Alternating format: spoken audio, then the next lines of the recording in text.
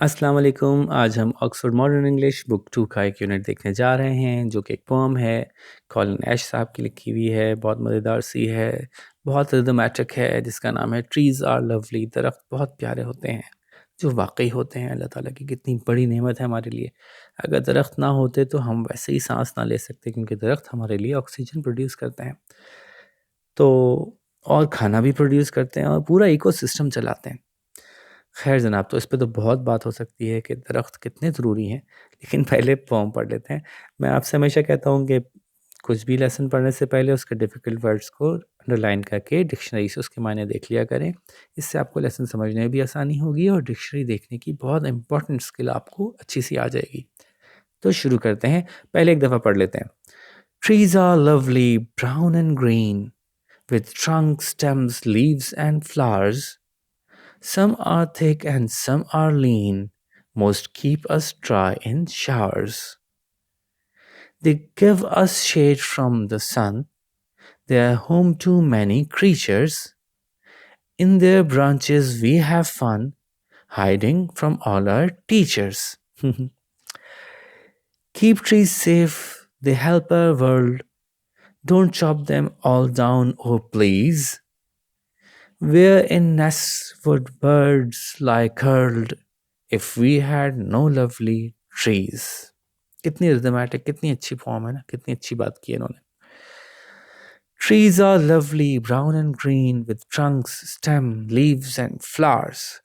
दरख्त कितने अच्छे, कितने प्यारे होते हैं, ब्राउन होते हैं, ग्रीन होते हैं, उनके ट्रंक यानी तने होते हैं, उनके स्टेम होते हैं, उनकी लीव्स पत्ते होते हैं एंड फ्लावर्स उनके फूल होते हैं। अच्छा, ट्रंक और स्टेम जो है वो इंटरचेंजेबली यूज़ होते हैं। बड़े दरख्तों के ट्रंक होते हैं जो बड़े-बड़े, चौड़े-चौड़े तने होते हैं, ठीक है? स्टेम भी तने को कहते हैं, वो थोड़े-से पतले होते हैं, ठीक है? तो पतले दरख्त छोटे दरख्तों के जो तने होते हैं उनको स्टेम कह लेते हैं और जो बड़े दरख्त होते हैं उनके तने को ट्रंक कह लेते हैं, ठीक है?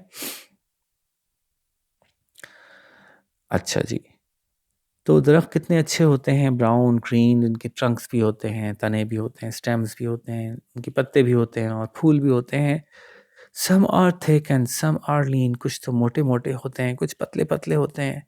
Most keep us dry in showers, उनमें से अक्सर तो ऐसे होते हैं जो जब बारिश होती है तो हमको ड्राई रखते हैं, यानी पानी को नीचे नहीं आने देते। अगर कहीं बारिश हो रही है और आप दरख्त के नीचे छुप जाएँ तो आप उसकी जो नमी है या पानी की जो बौछार है उससे बच जाते हैं। They give us shade from the sun, ना सिर्फ वो बारिश से रोकते हैं, बचाते हैं हमको, बल्कि जो सफ़र करने वाले लोग होते हैं उनको सूरज की धूप से ही बचाते हैं। ना सिर्फ लोगों को बचाते हैं बल्कि बहुत सारे जानवरों को ही बचाते हैं। तो यही बात यहाँ पे हुई। They give us shade from the sun, they are home to many creatures.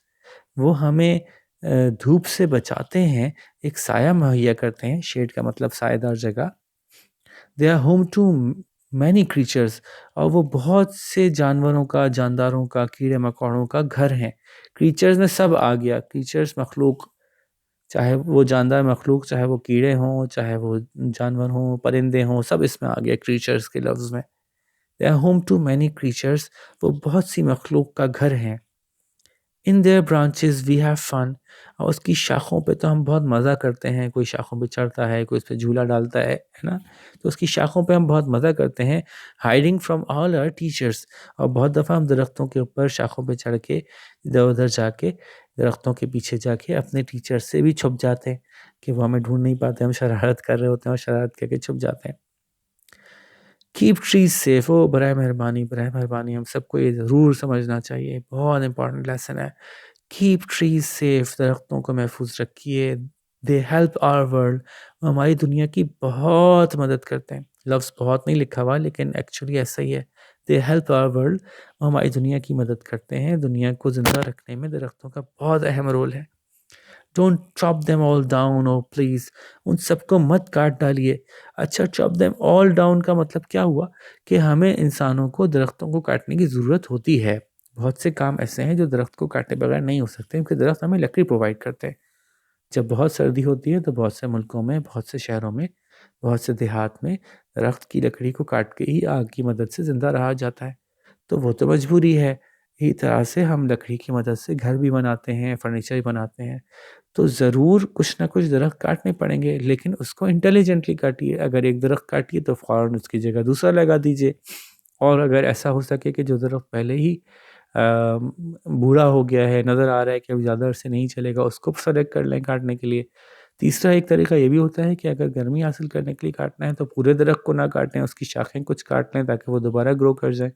तो कई तरीके हैं कि जिसमें हम पूरे दरख्त को ना काटें या कम से कम सबको ना काटें, कुछ काटें तो उनकी जगह दूसरे लगा दी जाएँ। तो यही बात यहाँ कहने चाह रहे हैं। Don't stop them all down, उन सबको मत काट दीजिए हो प्लीज़, बराए मेहरबानी ऐसा ना कीजिए। Where in nests would bird lie curled, lying curled है ना, बहुत मज़े से लेटने को कहा जाता है। ऐसे लेटना कि बिल्कुल गुड़ी-मुड़ी होके। और परिंदों का तो आपको पता है ना कि जब वो अपने घोंसलों में जाते हैं तो अपने बच्चों को अपने पैरों में भर लेते हैं, एक-दूसरे से घुस-घुस के लेटते हैं। तो इस कैफ़ियत को बताया जा रहा है लाइंग कर्ल्ड। कर्ल्ड का मतलब होता है ऐसे गोल-गोल घूम के, ठीक है? तो एक इस यूँ बैठा लेटा है, दूसरा ऐसे करके लेट गया, तीसरा यूँ करके लेट गया, एक-दूसरे में घुस-घुस के परिंदे जो हैं वो लेटते हैं। तो इस कैफ़ियत को कह रहे हैं लाइंग कर्ल्ड। तो वेयर इन नेस्ट, कहाँ फिर ऐसे घोंसले बन सकेंगे? वेयर बर्ड्स लाई कर्ल्ड, जहाँ परिंदे एक-दूसरे में घुस-घुस के सुकून से लेटे होंगे। If we had no lovely trees, अगर हमारे पास इतने प्यारे-प्यारे दरख्त ना हों, तो परिंदों का क्या होगा? वो कहाँ अपने घोंसले बनाएँगे? और फिर आपको पता ही है ना हमारा क्या होगा? हम कैसे साँस ले पाएँगे? तो ये बहुत इम्पोर्टेंट लेसन है, बहुत इम्पोर्टेंट बात है जो हमें सीखनी है। इस फ़ॉर्म में हमें समझाई गई है कि दरख्तों का बहुत ख़्याल रखें, दरख्तों से प्यार करें, दरख्तों को ना काटें जब तक पॉसिबल हो, उनको बचाया जाए, उनकी हिफ़ाज़त की जाए। ठीक है भई? अब इसके क्वेश्चन आंसर्स देखते हैं। और जैसे मैं आपसे हमेशा कहता हूँ क्वेश्चन आंसर्स तो आप लोग खुद करेंगे, मैं सिर्फ थोड़ी-सी हेल्प करूँगा, बाकी आप लोग देखिएगा, खुद ही समझ जाएँगे आप लोग। तो पहला क्वेश्चन है, आप हमेशा की तरह क्वेश्चंस इस तरह से करेंगे कि पहले मेरा पहला आंसर सुनेंगे, फिर वीडियो पॉज़ करेंगे, फिर उसका आंसर अपने पास खुद लिखेंगे, फिर आगे चलेंगे, इस वीडियो को चलाएँगे और फिर नेक्स्ट आंसर को समझ के पॉज़ करके फिर उसको लिखेंगे अपने पास। तो पहला है question number A, what colours are trees? Can you think of more? तो पहला जवाब तो है जो कि किताब में से आप ले सकते हैं और बाकी आपको ढूँढने हैं अपने ज़हन से। तो द ट्रीज़ आर, कौन-कौन से रंगों के इन्होंने बताए हैं? देखें, ब्राउन एंड ग्रीन। दरख्त होते हैं ब्राउन और ग्रीन, ये यहाँ लिख दीजिएगा। एंड और क्या-क्या कलर हो सकते हैं? अगर आपके ज़हन में कुछ और कलर के दरख्त भी हों तो वो नाम भी यहाँ लिख दीजिएगा और आपस में कॉमा लगा-लगा के। ब्राउन एंड ग्रीन एंड, तो 2 दफ़ा एंड लिखा जा सकता है बाज़ केसेज़ में, तो आप यहाँ लिख लीजिएगा, कोई मसला नहीं है। तो यहाँ पे वो कलर्स आ जाएँगे जो आपके ख़्याल से उसके अलावा भी दरख्त है। लेकिन ये नहीं कि आपने लिख दिया pink and red and blue and, तो भई ये तो तुक्का नहीं लगाएँ। वाक़ई आपने कहीं ब्राउन और ग्रीन के अलावा कोई कलर दरख्त के अंदर पाया हो, तो वो लिखना है। जैसे कि मैंने देखे हैं रेड कलर के पत्ते दरख्तों के, जैसे कि मैंने देखे हैं पर्पल कलर के पत्ते दरख्तों के, तो मैं वो लिख सकता हूँ। तो अगर आपने जो देखा है ना वो लिखें तो ज़्यादा मज़ा आएगा। ठीक है, ये जवाब लिखिए, फिर हम क्वेश्चन बी पे चलेंगे। क्वेश्चन बी है, what are some parts of trees, can you think of more? तो जवाब ऐसे ही लिखेंगे, some parts of trees are, जब सवाल होता है ना what are some parts of trees, हम लिखेंगे some parts of trees are. कोई कहे what are your parents doing, my parents are, तो इस तरह से जवाब दिया जाता है जब व्हाट आर वाला सवाल होता है। तो हम लिखेंगे the some parts of, some parts of trees are, और फिर आप लिखिए कौन कौन से पार्ट्स हैं, देखिए यहाँ लिखे हुए, trunk, stem, leaves and flowers. Trunk, stem, leaves and flowers, ठीक है, लिख दीजिएगा। और फिर कॉमा लगा के लिखिएगा एंड, और क्या क्या है। अब अगर आपके ध्यान में कोई और पार्ट भी है तो वो भी यहाँ लिख दीजिएगा। और होते ही हैं इसके अलावा भी, आपको पता है ना प्लांट्स के रूट्स भी होती हैं, प्लांट्स के फ्रूट भी होते हैं, तो ये भी आप लिख सकते हैं, ब्रांचेस भी होती हैं, ये भी लिख सकते हैं। तो अभी आपकी मर्ज़ी है, आप कौन-कौन से आपके ज़हन में हैं उनके नाम आप यहाँ लिख दीजिएगा खुद से, ठीक है। अब आप पॉज़ करके आंसर लिखिए, फिर सी पे चलते हैं। Question number C, how are trees useful to children? दरख्त बच्चों के लिए कैसे फ़ायदेमंद है? वैसे तो बहुत फ़ायदेमंद है, लेकिन हमें जवाब इस फॉर्म में से ही देना है, वरना तो हम बहुत सारी बातें लिख सकते थे, trees make oxygen and they use carbon dioxide वगैरह वगैरह वगैरह। लेकिन हम इस फॉर्म में से ही निकालते हैं कि क्या क्या फ़ायदे हैं बच्चों को। तो देखें कहाँ कहाँ फ़ायदे हैं बच्चों के लिए। तो उन्होंने एक जगह लिखा वी हैव फन, हम बहुत मज़े करते हैं। इंक चेंज करते हैं जी, वी हैव फन, हम बहुत मज़े करते हैं। एंड हाइड फ्रॉम टीचर्स, है ना। ये दो बातें इन्होंने लिखी हैं कि बच्चों को क्या फ़ायदा होता है दरख्तों से इस पोम के हिसाब से। तो हम लिखेंगे the trees are useful to children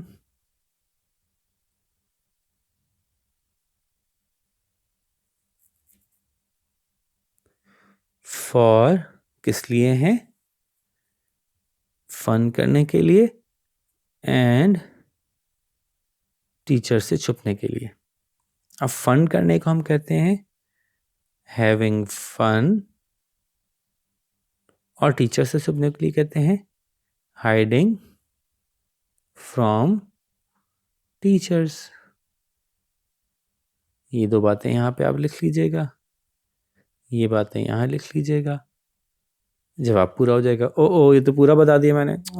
कभी कभी हो जाता है, चलें कोई कोई सवाल मैं पूरा बता देता हूँ।